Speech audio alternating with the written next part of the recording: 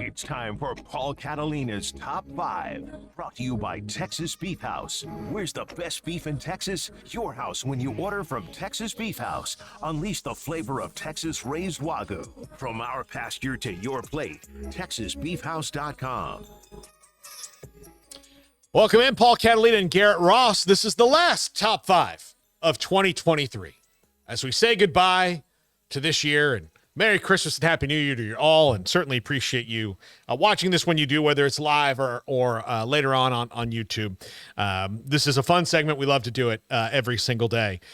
So this, I promised yesterday that after we did Michigan and Bama, now we're going to talk about UW and UT, Washington versus Texas. Top 5 questions about Washington and Texas. Number 5, is Washington physical enough? Because if you're going to beat Texas, I think Oklahoma did a really good job of this. They matched them punch for punch. And Texas is very physical. They have 3 dudes, T'Vondre Sweat, Byron Murphy at defensive tackle. I'm not even talking about their great defensive ends. No. And then Jalen Ford at linebacker. Those 3 dudes are so carved out of marble, like just tough dudes, that, and I know like saying T'Vondre Sweat's carved into marble is a bit, but you know what I'm saying. Yes. Like just, they are tough. They've got offensive linemen that for the first time in a decade are absolute street brawlers. Yep. Washington has some of those guys too, but you're going to have to raise the level a little bit when you play a team like Texas. They, that is where, like, can they match that? It's going to be, you're going to have to absolutely know that this is not like, this is going to be some bare knuckle brawling down in the trenches. I would say if you would have asked me this question prior to the Pac-12 championship game, I would have said hell no. Like not even close.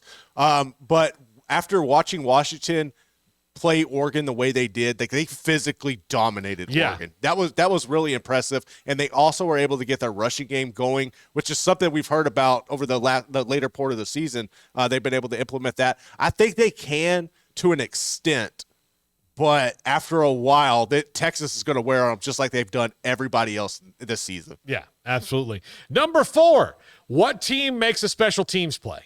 I think that's going to be a huge difference in this thing is Xavier Worthy punt return or Washington blocking a punt, like something like that to me in a game that I think is going to be very close and probably going to be a little bit like good defensives, but you may not see them until like you're going to see big plays in this game because there's a lot of skill players. Like it's going to have to be a block punt, a block field goal, something like that, or a missed field goal. That might swing this game, Whoever makes a special teams play in this one, I think, is probably going to win it. So I think that phase of the game is going to come into this one maybe more than it would come into the other game against Bama and Michigan. I would me and you have watched plenty of Washington and Texas this season. But as we thinking about that question, I feel like I would give the edge to Texas just a little bit, but like there have been multiple times this year, and it's been on like kickoffs. Really, like Trey Wisner has gone down and made some big hits. He's made some big returns. Like they have a lot of talent. I would give the edge to Texas there, but I wouldn't be surprised to see Washington do it. But I think I would lean for the Horns to come up with a big turnover or something on special teams to flip the game. Yeah, absolutely. Number 3, can UW get anything on the ground? Can Dylan Johnson be a factor in this game? Because if he can, he'd be one of the first. Yeah. Of course, the last guy who gained some good yards on the ground was also named Dylan and Dylan Gabriel in the last drive and the only game that Texas has lost this year. So can they get some wins on the ground? Now, I don't think he's going to rush for 175 yards and have some sort of game, life-altering performance, but can they move the ball on the ground a little bit?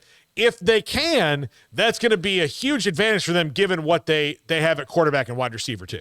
I think they can, but I don't think Dylan Johnson could do it by himself. I think you're going to see they'll find ways to use him and Penix, and that's the only way you could do it, right? Like, you're going to have to be able to get Penix out in situations, even if you're drawing up option plays or something. I think it's going to be a combo package that they use, and that's the only way you're really going to have to spread out and kind of match what Texas can do on the edge from a speed position, because you can't run up the middle on them. No. So I think that's where you could see Michael Penix kind of use Johnson up the middle, get Penix on the outside.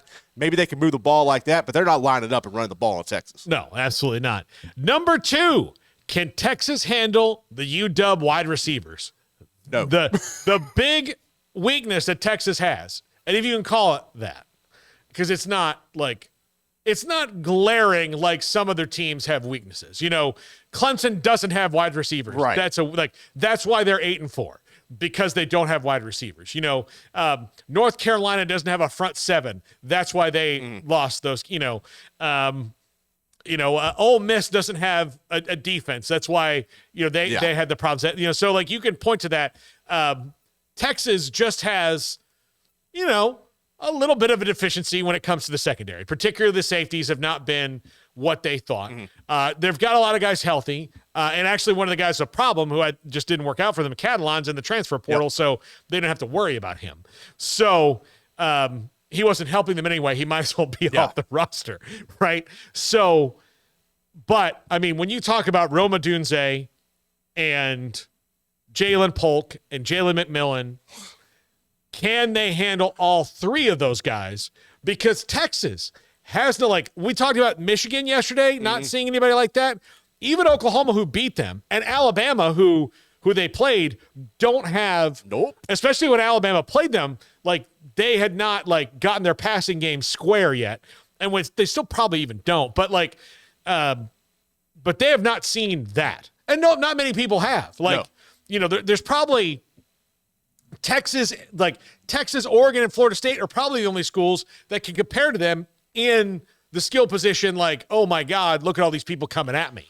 So Texas, outside of practice, has not seen that. And I guarantee you they've not done a great job in practice on Xavier Worthy and Adonai Mitchell. That's just not been, how it is. So that is going to be an interesting swing.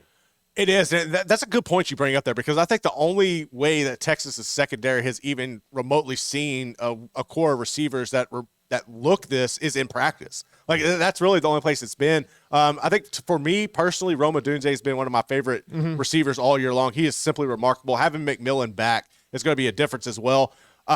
With Ryan Watts not being healthy back there, I know he's going to have time. They're expecting him to be back, but him not being 100% is something that's detrimental to Texas in this situation. I don't see a way realistically. I think they might be able to draw something up where they eliminate Odunze, but then Polk and McMillan kind of take over. But there's no way that they could slow down all 3 of those receivers from Washington. Yeah. Washington's going to make some play. Even if they lose the game, Washington's going to make plays with those guys. They're going to get theirs. And number 1, which big-time skill players, to follow that up, went out? Is it Worthy and Mitchell and Sanders, Whittington and Baxter, or is it those 3 wide receivers and Dylan Johnson? Who makes those plays, the big game-changing plays, the most? Because that's the team that's going to win. Whoever, this is going to be a really splashy game. I think if it winds up being a defensive showdown, I'll be the first to admit I did not see that coming. But I expect to see defense make big plays in key moments. For Texas, I kind of expect this to be kind of like Kansas State. If you want to compare it to a game of where there's a team that can match them a little bit, and just that's probably the best. Or Oklahoma. This is Washington's 2 games against Oregon. This is this is what they're going to see again. So which of those guys make the big plays? Does Roma Dunze score the key touchdown? Does Xavier Worthy score the key touchdown? Who makes the big play, and who makes the big play also? Somebody in the secondary. Can you make a big play? Can you get a pick?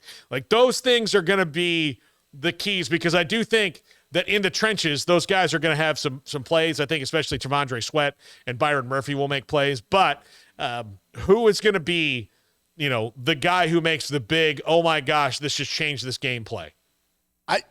I might say Penix. I mean, like he's a guy who all year long has done that.